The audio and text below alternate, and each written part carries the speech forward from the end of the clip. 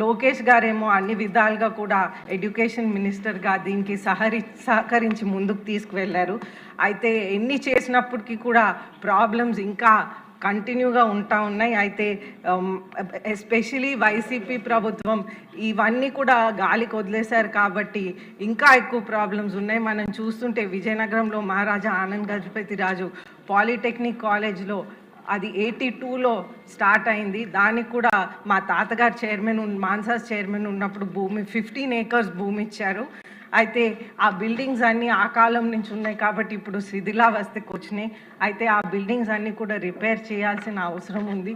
దానికి 1 crore 10 lakhs అనేది estimate అనేది వేయటం జరిగింది అధ్యక్ష. అలాగే మనం చూస్తుంటే కొత్త బిల్డింగ్స్ కూడా పోయినసారి నారా చంద్రబాబు నాయుడు గారు నవ్యాంధ్రకి ముఖ్యమంత్రి అయినప్పుడు ఒక 8 crores ఎస్టిమేట్ అనేది వేశారు అధ్యక్ష. ఆ టైంలో 24 కాలేజెస్ కోసం ఎస్టిమేట్ వేశారు. అయితే ఇప్పుడు ఆ ఎస్టిమేట్ 10 కోట్లకు వచ్చింది అధ్యక్ష.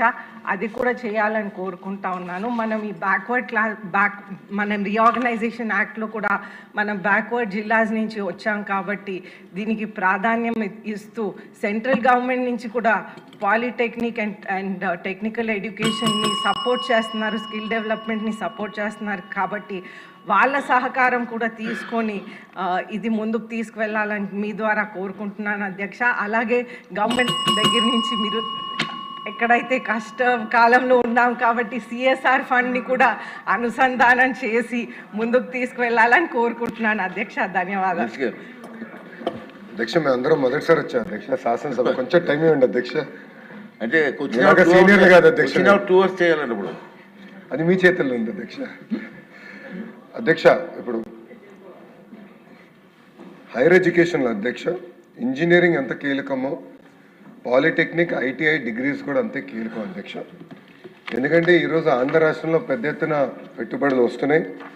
ఆ పెట్టుబడులకు అనుసంధానం చేయాల్సిన అవసరం ఉంది అధ్యక్ష. ఎందుకంటే ఉత్తరాంధ్రకు వచ్చేగల ఒక డేటా సిటీ కానివ్వండి, ఒక పక్కన ఇంకో పక్కన ఫార్మా సిటీ కానీ, ఒక స్టీల్ సిటీ కానీ, మెడికల్ డివైసెస్ సిటీ కానివ్వండి, ఇట్లా అనేక పెద్ద ఎకో సిస్టమ్స్ మనం ఏర్పాటు చేస్తాం జరుగుతుంది అధ్యక్ష.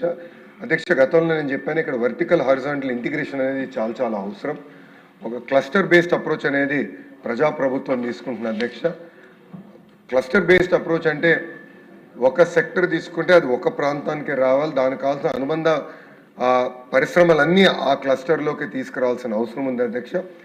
అది వర్టికల్ అంటాం. హారిజాంటల్ ఇంటిగ్రేషన్ వచ్చేగల విద్యాశాఖ చాలా కీలకమైన పాత్ర వహిస్తుంది అధ్యక్ష. కావాల్సిన కోర్సెస్ తయారు చేయాలి, కావాల్సిన ఎక్విప్మెంట్ తయారు చేయాలి, అదేవిధంగా మార్కెట్తో మాట్లాడి కంపెనీస్తో సంప్రదింపులు చేసి వాళ్ళకి కావాల్సిన స్కిల్ సెట్ ఎక్విప్మెంట్ అక్కడ ఉన్న పాలిటెక్నిక్స్ కానీ ఐటీఎస్ కానీ డిగ్రీ కళాశాలలో ఏర్పాటు చేయాలి లక్ష్యంతో మేము పనిచేస్తున్నాం అధ్యక్ష. మీరు చూస్తే ఇప్పుడు ఇక్కడ అదితి గజపతి రాజు గారు చెప్పిన గవర్నమెంట్ పాలిటెక్నిక్ అధ్యక్ష, ఎంఆర్ఐజిఆర్ పాలిటెక్నిక్ విజయనగరం అధ్యక్ష, ఇది 1982లో స్థాపించడం జరిగింది అధ్యక్ష.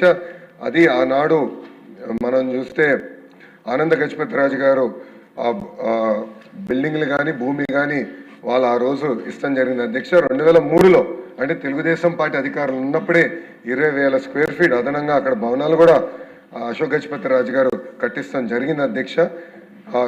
గౌరవ ముఖ్యమంత్రి చంద్రబాబు నాయుడు గారు ఆగస్టు 2018లో అధ్యక్ష 25 పనులకి 16 గవర్నమెంట్ పాలిటిక్స్లో ప్రత్యేకంగా ఆనాడు కేటాయిస్తాం జరిగింది అధ్యక్ష.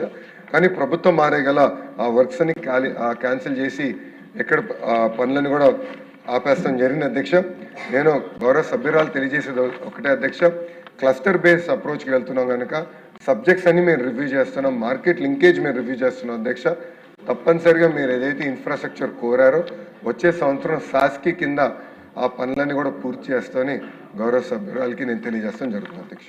క్వశ్చన్ నెంబర్ 1453 రామానాయుడు గారు. ధన్యవాదాలు అధ్యక్ష. మొదటి ప్రశ్నకు సమాధానం అవునండి. రెండవ ప్రశ్నకు సమాధానం 3 ఇన్లెట్ల పునర్నిర్మాణానికి 1.40 లక్షల అంచనా వ్యయంతో ప్రభుత్వం